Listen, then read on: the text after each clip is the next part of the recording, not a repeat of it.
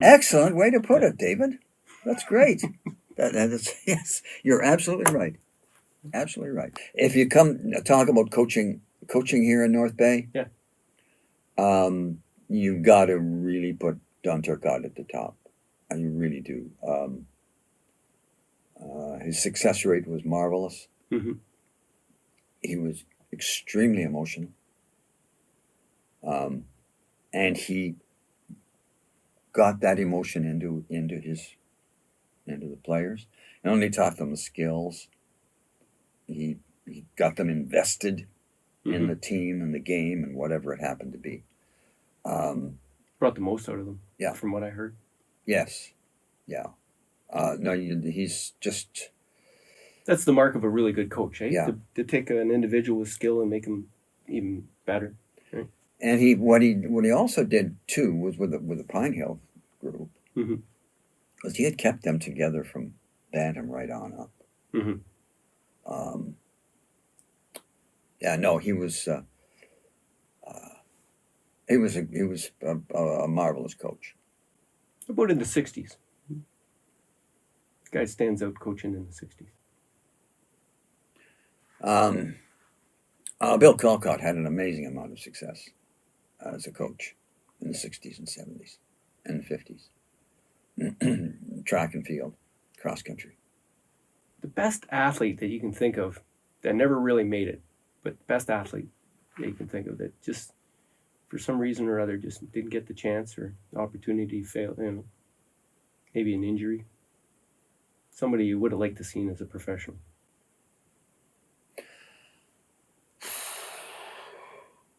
It depends on what you mean, but didn't make it. I mean, a fellow who could have had a nice little football career was Mario Spina. He was an amazing running back at NASA, NDA and NASA level, and went on to Concordia, I think it was. Knee injury, I believe, that put him out. I think he could have gone somewhere in football. But we had a number of athletes who went and played CFL football, played university football and CFL football. Mike O'Shea being one of the prime ones, and of course now coaching in the CFL. You spent a lot of time fastball, eh? Yes. That was one of your big summer sports, anyway. Yeah. Well, I like that. I started in baseball in Kingston, and discovered when I got here there's no baseball, so I went to fastball, and got started early in that. I took a phone call at the radio station, and it was Harvey Lalande, who I didn't know from Adam. But he says, "Would you put this on coming events? We need a manager for the North Bay Area Ball Club, and if anybody's interested, come on out at 6:30 at Memorial Stadium." So I went out, and as usual, nobody else wanted the job. So that's how I got involved with fastball, and I've only been in town a few months, very few months, about 3 months. Yeah, that's a great way to meet the people in town, eh? Oh yeah, and Harvey was a legend in fastball here, just absolute legend. Marvelous third baseman, knew the rules,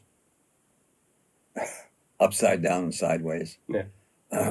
Quite a holler guy too, and not a bad hitter in his younger days. He had a strange square around batting style, but yeah, that's how I got involved with it. So you've been like a professional interviewer for a long time. Tell me a few tips. I'm going to be getting into this podcast business a little bit more seriously in the next little while, and what makes a good interview subject, and how to go about it.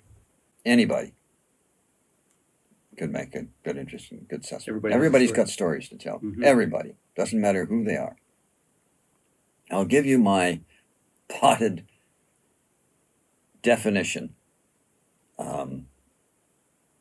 I taught interviewing techniques at Canada for 15 years. Okay, so I had got some books when I was asked to do it. Got some books, and I read the books, and I said, "Oh, really? Is that what I've been doing for 10 years? Oh, really? That's what they call it." And then I put the textbooks aside. I developed a process that if you follow this process, you cannot do a bad interview. All right?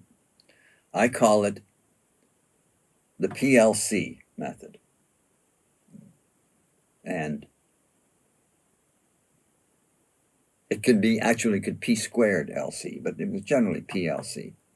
The first P is purpose. Have a reason for doing the interview. But that reason could be anything.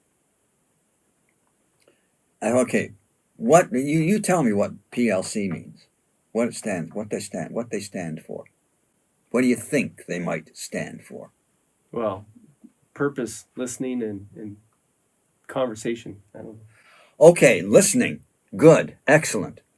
That's great. That's one of the key words, and that's what a lot of people don't get. The P is prepare. Don't just walk in. Now you've prepared mentally, okay? Which is good. But you've also got to prepare physically.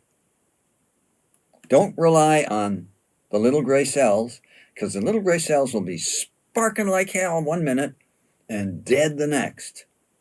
And you're sitting with egg on your face because you don't know what you're going to ask tonight, what your next question is going to be. See, no matter what the format is, a little sheet of paper with 20 questions or whatever, Mm-hmm. or notes, these topics I want to cover. Mm-hmm. Something. Yeah. All right? That's part of prepare. Not only up here, down there. Okay. The listen, you've got it, because you listen. And that's part of a newspaper's guys, too. You're talking to somebody, and somebody hit a home run. Well, what did you hit? You listen as he talks to you, or whatever. What's the C?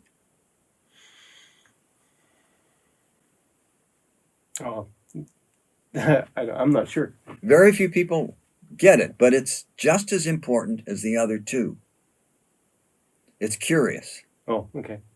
If you're not curious about the person you're talking to, his subject, his book, whatever it is, then forget it. You're going to follow your little questions. I got 10 questions written down. I'm going to run. And it'll be terrible. But if you prepare with your notes, whatever is comfortable for you, and you listen to Joe talking, Mm-hmm. and Joe says something that you didn't expect, all right? Mm-hmm. And that can lead you off onto a tangent into great uncharted territory and make it a superb interview, all right? Then you draw it back, and he says something else, and you let it go. But if you listen to what the tone of voice, the inflection, or whatever it happens to be, and you're curious, why is he hesitating? Why is this happening? Why? Okay, you wrote this book on this subject. Why did you not touch on this other subject that's so whatever? Curiosity. Yeah. Prepare, listen, be curious. And you cannot do a bad interview. Your guest can be god awful, but you will have done your job, and you will be able to hold your head up when it's finished. That's what I used to teach the kids. I'm going to appeal for part marks on when I said conversation for C earlier, because that's kind of what it is. Yes. Being a real conversation. Yeah. And that's part of the curiosity. Yeah. Actually be interested, right? Yeah. Yeah. And that's good. I got some hope. Good argument. Well, Peter, I was really interested in having this interview. Okay. And I'm really honored you came on my show. My pleasure. My pleasure. Thank you. Thank you, David. Is there anything that we didn't touch that you wanted to talk about? Not really. I usually get the question of who have you interviewed over the. You want me to run off a few of the names? I want you to name the top 3 interviews for can't. different reasons. I can't. Yeah. I can't. I could never do that. Your worst interview. Can't do that either.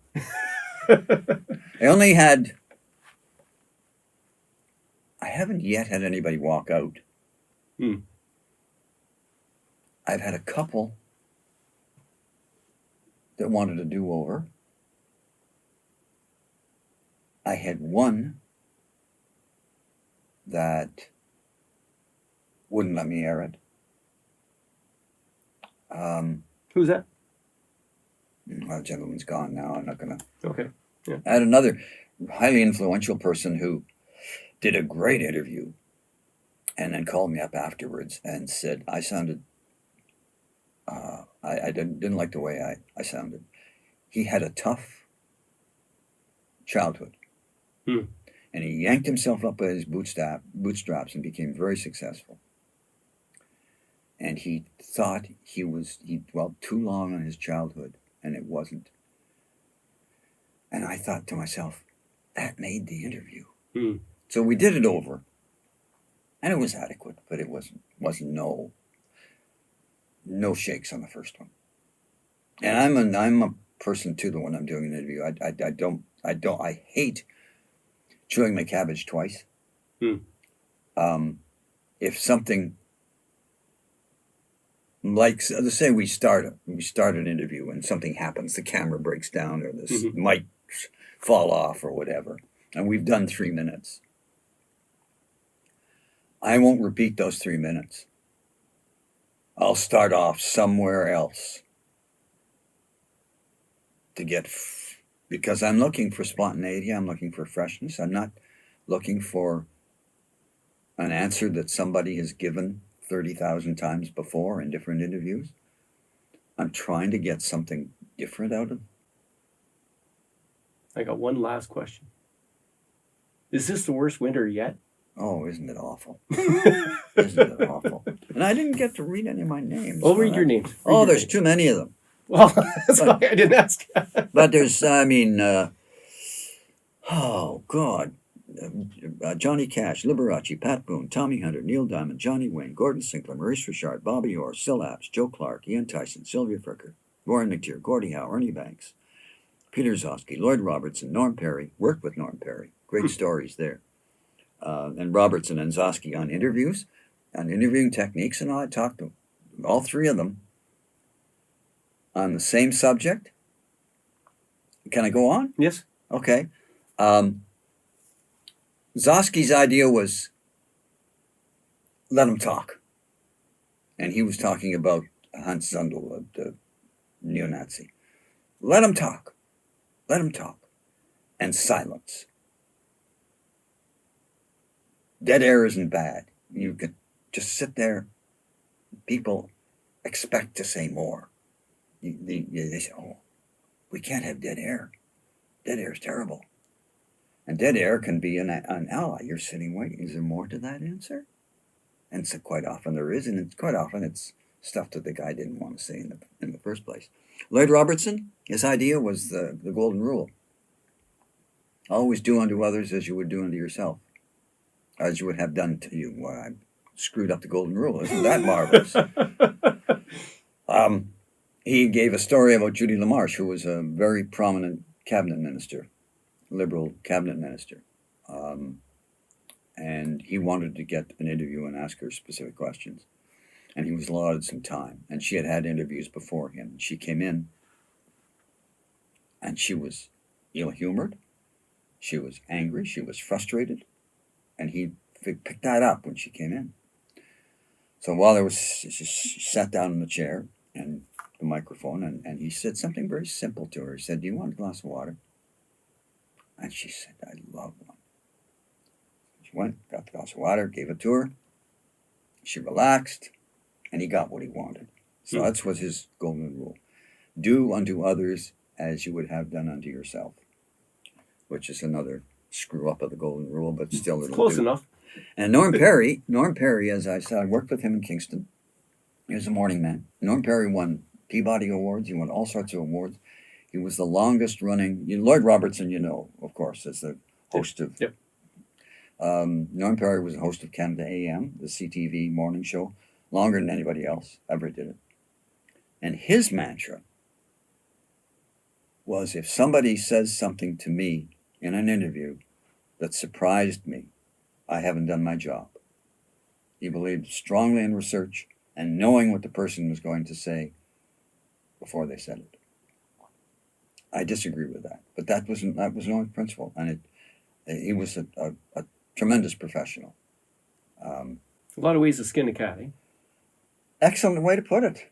Excellent way to put it, David. That's great. That's yes, you're absolutely right. Absolutely right. Anyway, those are a few. Amazing Randy. Randy was great. Oh, Pierre Burton. I did a lot of interviews with Pierre Burton, several of them. Yeah, I heard him speak a couple times. He was a really historian for the ages for Canada because he brought it down to a level where the average Joe could. He did a talk about writing at the Arts Center, and he said if there's ever a sentence that you just love, that you would just go to bed with, that you think is the best sentence you ever wrote, he said, delete it. Yeah. Yeah. This is Don Cherry.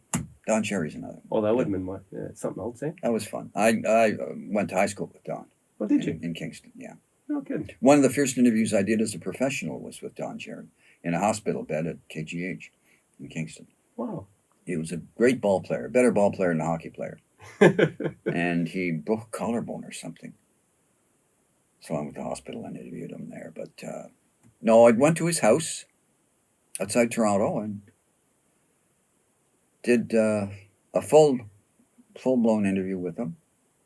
And it was a bull terrier. Is that what it's the type of dog? I think so, yeah. And it was a puppy. And it was bouncing around and getting through the fence and all this sort of stuff. Whereas the Blue that people saw on television was an older dog.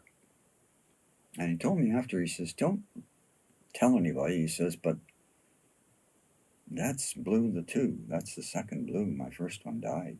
I don't want anybody to know about it. No kidding. What year was that interview? I don't know. I told you I'm terrible on dates. Oh, when you first got started. You know when you first got started. Oh, with the first one, that would be in about 56. So when he was talking about Blue 2, that was That later. would be That was a in different the interview. 70s or 80s. Where he was on television, and he said, they're going to get rid of me someday. He says, that's fine. Yeah. It wouldn't bother me if they did. He's become unfortunately, almost a caricature of himself. Because he's playing on the illiteracy. He's not a literate person, but he's playing on that, and the jackets and all that. But he's a showman. More power. He's a showman, absolutely. Well, you need showmen in this world. And Ron McLean, one of the most patient guys he'd have to be to deal with Don. Because Don comes by everything honestly. His dad was a real character. Del Cherry was a big man, dressed well. That's why Don dresses. And he said, I got my sense of dress from my dad. Del was a hell of a ball player, too. Del also had a terrible temper. And he was a goal judge at the arena. And he used to get into hassles with people when they're going by. So anyway, colorful family. His younger brother, Richard, was an excellent ball player and an excellent hockey player, too. He's a high school principal. What position did Don Cherry play in ball? Outfield. I think, if my memory serves me right, you're going back to the 50s now. I think it was outfield. But he was good. He could hit. He could field pretty well. His brother was an infielder. And he played hockey at a reasonably high level. But he put his brains to different work. He became a high school principal. So, and Ron McLean, sitting at Pinewood doing an interview with Ron McLean, tape didn't record. Oh, Lord God, how embarrassing! Yeah, and you don't. I think we've all done that. He says, "No problem. Set it up, put in another tape." And we went on. Very patient man, and this is about 1 or 2 years after he'd come from out west to Hockey Canada. Anyway. We could go on all day. Yep, I've been wandering along too long. David, it's been a pleasure. Thank you. Again. Again. Thank you.